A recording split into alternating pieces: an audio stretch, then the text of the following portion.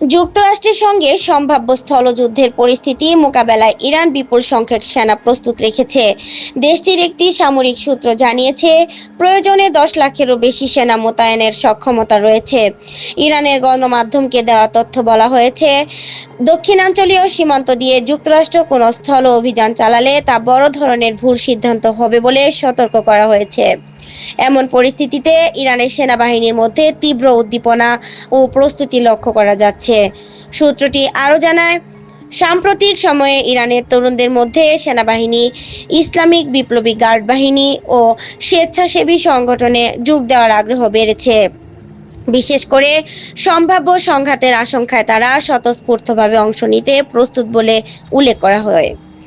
এছাড়া হরমুজ প্রণালী ঘিরে সম্ভাব্য উত্তেজনাকে কেন্দ্র করে ইরান কঠোর অবস্থানের কথা জানিয়েছে।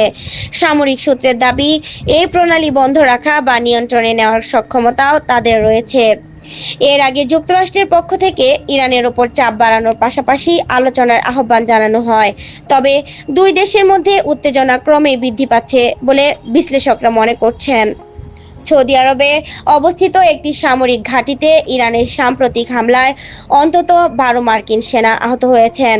আহতদের মধ্যে 2 সেনার অবস্থা আশঙ্কাজনক বলে জানা গেছে। শুক্রবার 27 মার্চ মার্কিন সংবাদ মাধ্যমগুলোর প্রতিবেদনে এই তথ্য জানানো হয়েছে।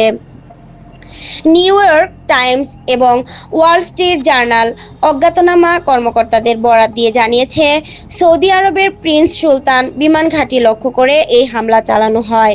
হামলাটিতে অন্তত একটি ক্ষেপণাস্ত্র এবং বেশ কয়েকটি ড্রোন ব্যবহার করা হয়েছে। ইরান মূলত তাদের উপর হওয়া মার্কিন হামলার জবাবে এই প্রতিশোধমূলক কর্মকাণ্ড চালিয়ে যাচ্ছে।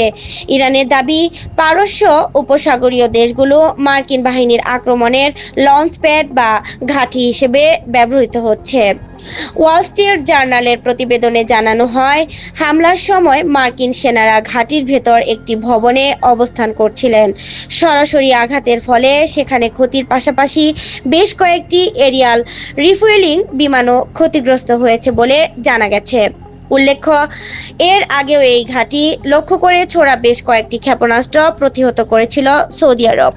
নাহিদা, কথা টিভি 71, ঢাকা।